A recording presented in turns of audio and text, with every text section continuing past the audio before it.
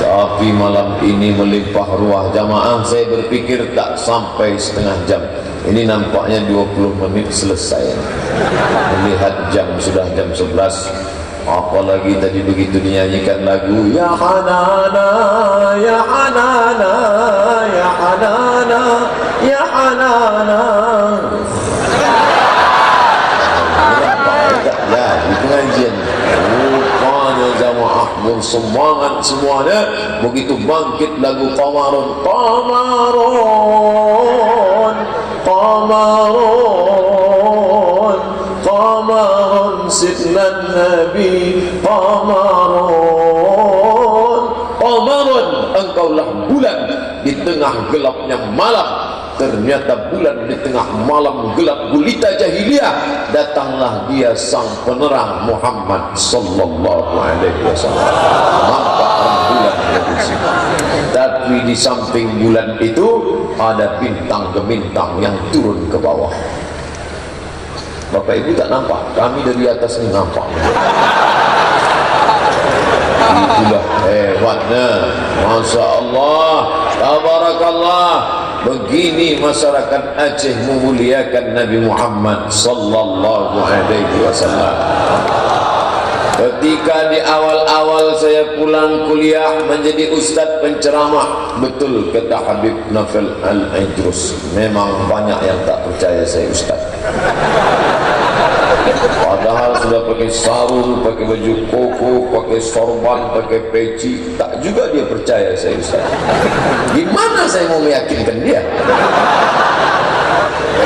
Apa mungkin saya harus berkata akulah ustaz? Sampai akhirnya suatu hari ada video yang dikirim melalui WhatsApp. Kalau anda mau belajar, belajarlah kepada Ustaz Abdul Somad, diakui ilmunya, Ahlus Sunnah wal Jamaah, tajam kata-katanya. Sahabat berkirim video itu kepada saya, dikirim jauh dari Solo, bukan Solo Tigo dan bukan Solo Wesi, tapi benar-benar Solo.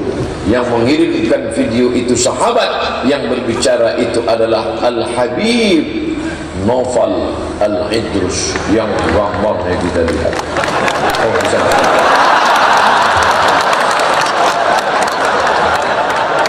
itu telunjuk beliau menunjuk satu, artinya percayalah kepada ustaz yang satu di sebelah saya.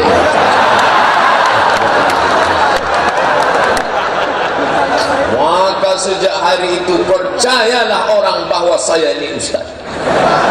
Yang selama ini ragu-ragu, langsung ini yang mengatakan saya ustaz bukan sembarangan. Al-Habib. Mengapa disebut Al-Habib?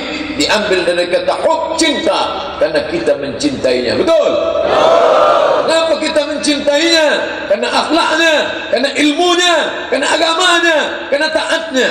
Tapi lebih daripada itu, menetes darah Nabi Muhammad sallallahu alaihi wasallam. Darahnya.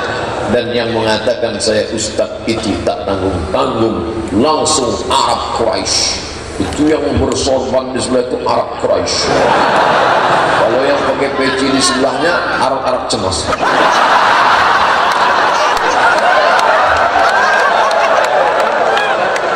Ke Bali tak masuk, ke Hongkong diusir balik. Arab cemas. Masya Allah. Maka tapi tanggung jawab saya besar setelah video itu. Semua bertanya ke saya, kapan ke Solo? Kapan ke Solo?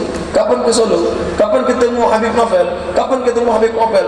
Di airport, Ustaz Somad, Ustaz dicari Habib Naufal, Ustaz Somad, Ustaz mau diundang Habib Naufal. Beban dalam pikiran saya, sampai tak selera saya makan. Tapi tadi Ustaz Fadil Rahmi tidak memberitahu saya bahwa Ustaz Habib Naufal yang akan memberitahu saya. Tadi di airport betapa terkejutnya saya begitu saya lihat, Masya Allah, Habib Naufal. Maka hilanglah beban pikiran saya selama ini. Insya Allah selesai ini agak gemuk saya sikit. An asila ila qarabati Rasulillah menyambung tali hubungan silaturahim dengan kerabat Rasulullah ahabbu ilayya, lebih aku cintai, lebih aku sukai min an asila ila qarabati, daripada menyambung hubungan dengan kerabatku sendiri. Begitu kata Sayyidina Abu Bakr As-Siddiq radhiyallahu anhu, lebih cinta, lebih sayang kepada kerabat Rasulullah sallallahu alaihi wasallam. Maka malam ini adalah malam bersilaturahim bersama para habaib, bersama para tengku-tengku, bersama para pimpinan daya, bersama para alim ulama, bersama gubernur pimpinan kita, bersama bapak wali kota, bersama bapak bupati, bersama bapak-bapak anggota legislatif DPRD. Kita semua yang hadir malam ini insyaallah dimuliakan Allah Subhanahu wa taala. Amin. Alamin. Memang beberapa waktu yang lalu saya pernah diundang ke Banda Aceh, tapi mesti tanggal 4. Ustaz, bisa tak ceramah tanggal 4? Saya lihat kalender dulu, Bu. Saya bisanya tanggal 6. Oh, tak bisa Pak Ustaz, mesti 4. Gimana kalau kita mundur sehari tambah sehari? Tidak 4, tidak 6, tapi 5. 5 pun tak bisa. Harus 4. Kenapa 4? Karena tanggal 4 itulah saya terakhir jadi wali kota.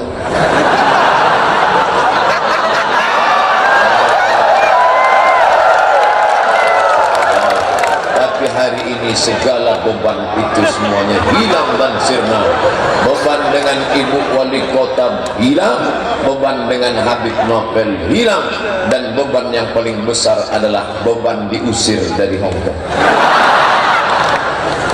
Luar biasa. Begitu cara orang Aceh menghilangkan orang yang sedang susah hati dari hatinya. Hilang, diambil air, disiram ke kepalanya,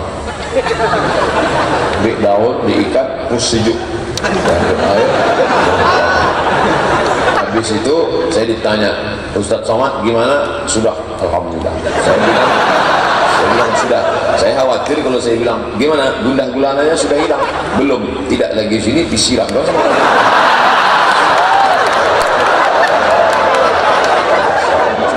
Hanya saja satu yang belum, pakai celana seragam Aceh, pakai baju Aceh, pakai shawl Aceh, pakai topi Aceh. Satu yang saya tak dikasih, rencong Aceh. Karena ini hati masih panas ini, dikasih nanti kemana-mana perginya. Jadi untuk sementara ini tak usah kasih dia rencong, kasih mikrofon aja. Yang dimuliakan Allah Subhanahu wa taala, tadi di Kuala Namu Airport Internasional, Ustaz Somad ini foto 13 tahun yang lalu di markas Brimob. Saya lihatlah gambar itu, maaf, gambar jenazah yang menghitam dan membiru saudara kita. Mungkin dia adalah ibu kita, mungkin mereka adalah ayah kita, mungkin mereka adalah paman kita. Mereka mati, tidak. Wala taqulu liman yuqtalu fi sabilillahi amwat. Jangan kau katakan mereka mati. Mereka tidak mati, bal ahya, mereka hidup. Walakin la tash'urun, kau yang tak bisa merasakan kehidupan mereka. Mereka hidup. Di mana mereka hidup? Inna rabbihim yurzaqun. Mereka bersama dengan Allah dan mereka mendapatkan rezeki yang tak putus-putusnya. Kalaupun meleleh air mata kita, bukan menangis karena tidak ridha. Kalaupun menangis kita, menangis karena yang kita tangisi adalah kita. Mereka sudah jelas mati syahid, kita yang tak jelas, tak mati konyol, tak mati kakak. Oleh sebab itu, melihat gambar-gambar yang dipajang 13 tahun yang lalu, saya sangka gambar 13 tahun lalu, mana gambar saya yang sekarang. Mengenang mereka 13 tahun yang lalu, berpikir tentang kita. Mereka sudah meninggal dunia karena musibah. Tadi Habib Novel Al-Idrus sudah berkata, yang meninggal karena banjir, yang meninggal karena tertimpa, yang meninggal karena api, yang meninggal mengandung melahirkan, insya Allah karena niatnya baik, mereka mati syahid. Adapun kita tak perlu suuzon kepada mereka. Uzkuru ma'asina mautakum. Orang yang sudah meninggal dunia, sebut yang baik-baiknya saja. Andai kita sebut buruknya, belum tentu dia sejelek yang kita sangka. Dosanya dapat, pahala tidak sama sekali. Sedangkan mereka sudah mendapatkan kematian yang baik dalam keadaan husnul khatimah, maka kita senantiasa husnuzan kepada Allah Subhanahu wa taala. Yang kita pikirkan adalah, aku nanti mati bagaimana? Apakah mati ditikam orang, atau mati karena sakau, atau mati karena ingin mabuk, duit tak ada, dibuat kopi campur spiritus, akhirnya diminum, kepanasan, menggelegak, menggelupur, masuk ke parit, mati. Apa dan bagaimana kita mati di masa akan datang? Maka pikirkanlah bagaimana sedaqatus sirri, sedekah secara sir, tadfa'u mitata su', menolak mati jelek. Tiap hari, tiap petang, tiap pagi, tiap malam kita berdoa, Allahumma khtim lana bi husnil khatimah, tutup usia kami dengan husnul khatimah, wala takhtim alaina bisu'il khatimah, jangan tutup dengan su'ul khatimah. Bagaimana menolak su'ul khatimah? Banyak-banyak bersedekah, bukan bersolat.